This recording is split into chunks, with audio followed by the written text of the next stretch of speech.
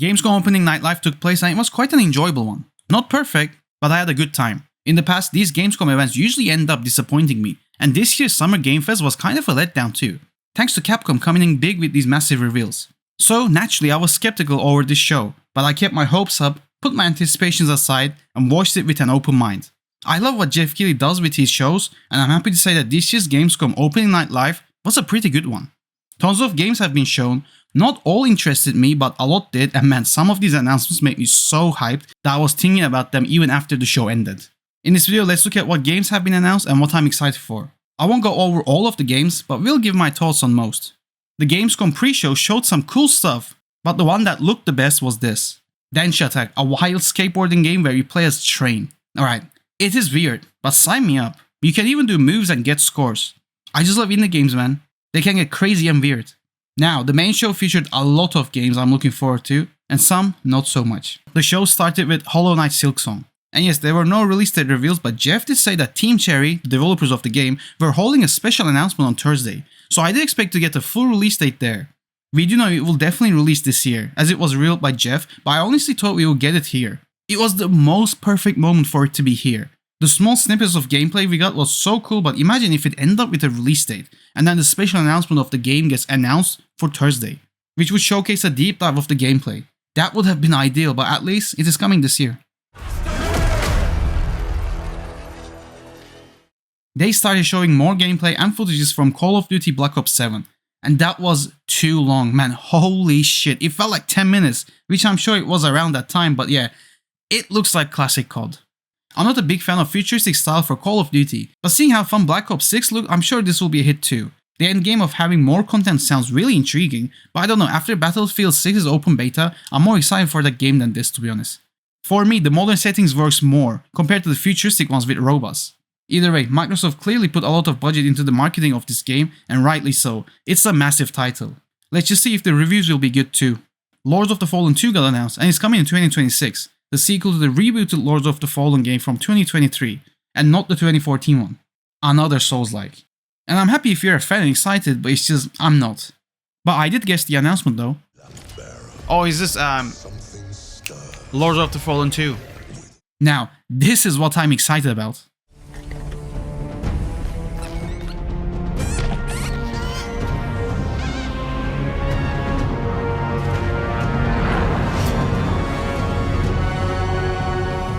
Lego Batman Legacy of the Dark Knight. Oh boy, does it look excellent. I grew up playing TT Games Lego games, and especially the Batman ones. So to see another game from them in 2025 filled me with joy and excitement.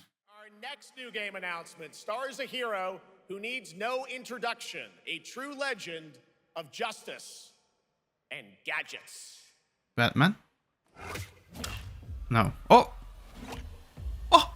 Lego! What? Oh, my childhood, man. Oh, right in the feels. Similarly to the Skywalker Saga game that they made a few years back, this new LEGO Batman seems to be changing up the gameplay formula and the look of the overall game. It feels more cinematic, more visually appealing, and just straight up badass. Taking inspirations from the Arkham games for the combat made me surprised, but that system works so much so it makes sense why they would make it similar to that. Plus it will be co-op as well, so you can play as other characters from the Batman universe. LEGO Batman will follow Bruce Wayne from his early training years to becoming a legend, and the trailer seemed like it will feature the most famous scenes from the Batman films, kinda like a Batman the Greatest Hits, but I'm all here for it, and it is without a doubt my favorite thing shown at the event, coming 2026. It was time for some video game adaptations and we got two amazing looking ones.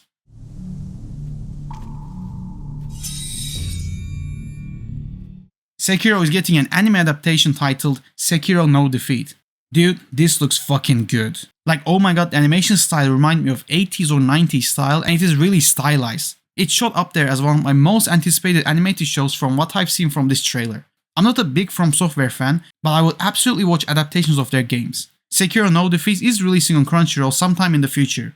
The Sony's acquisition of part of Kadokawa, From Software's parent company, seems to be paying off.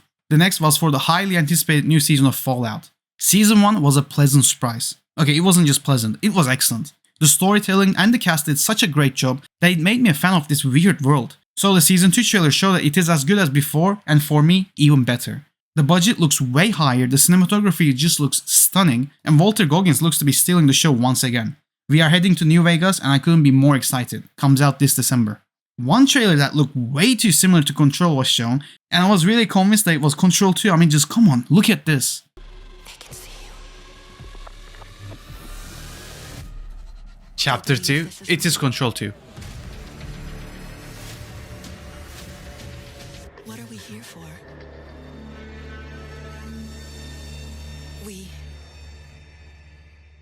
We're here to play. Huh? Welcome to the What the world's fuck? biggest gaming playground. I thought it was Control 2. Half a million. Like, it was just an ad for Gamescom, and I felt like I've been played so bad. Warhammer is getting a new game in the form of Dawn of War 4, so fans of that should be excited, and obviously more anime games were announced. It is like a must-have for these shows.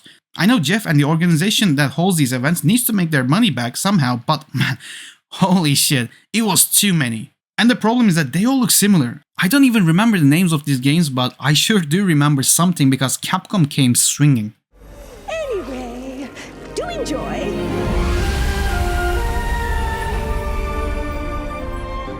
They showed off more gameplay from Onimusha Way of the Sword, and like before, it looks so good. I am buzzing for this game, and 2026 cannot come soon enough. The monsters look gross, and I loved it. Talking about monsters.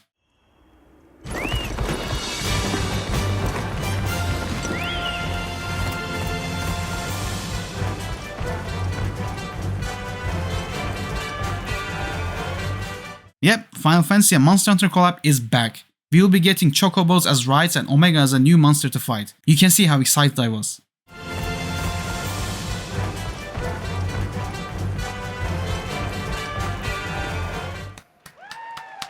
Capcom, I love you. I'm telling you now. If you're watching Capcom, if you're listening, I love you. Capcom, I really do love you. Such an amazing company. But this collab reminded me of the one from Monster Hunter World and how fun and frustrating that was. Behemoth messed me up and my party so many times. I still have PTSD from those fights. This collab is coming in September and I'll be there day one. Indiana Jones and the Great Circle is getting a new expansion. I am ashamed to have not played this game yet. I really want to, I just couldn't find the time. But one announcement that surprised me and a lot of people was that it is coming to Nintendo Switch next year, with the DLC expansion coming this September. The studio behind Disco Elysium announced their new game, Zero Paradise, or Zero Paradise? Paradise? I'm not sure, but it looks to be a spiritual successor to Disco Elysium. The style and the gameplay look really similar, but check this out.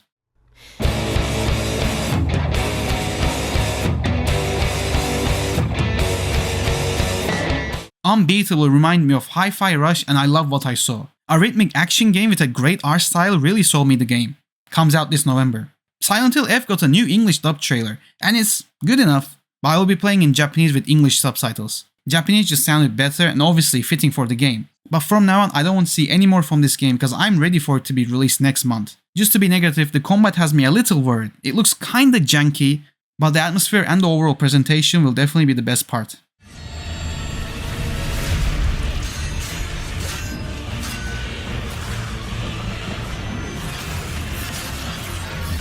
La Divina Commedia, again I hope I'm pronouncing that right, looks really good. It feels similar to Dante's Inferno with great looking characters, world and combat.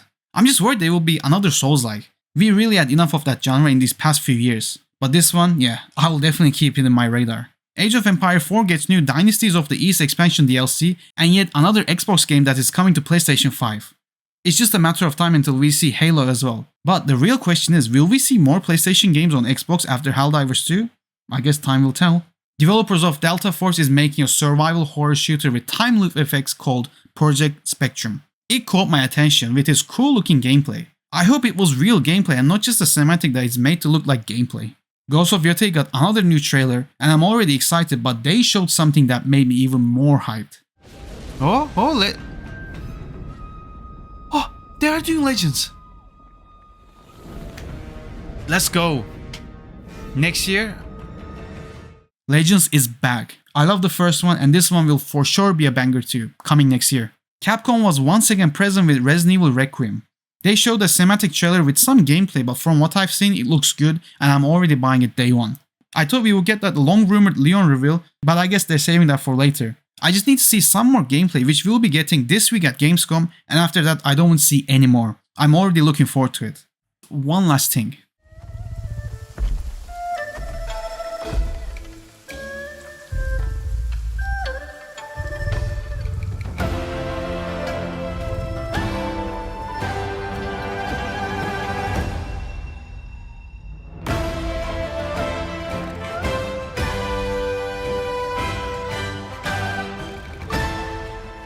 Black Myth Zhonghui from Game Science, the sequel to Black Myth Wukong and the next game in their Black Myth series. Man, what a way to end this show. We only got a cinematic trailer because they are in very early development, but it looked really good. It set the tone and how the world will look like.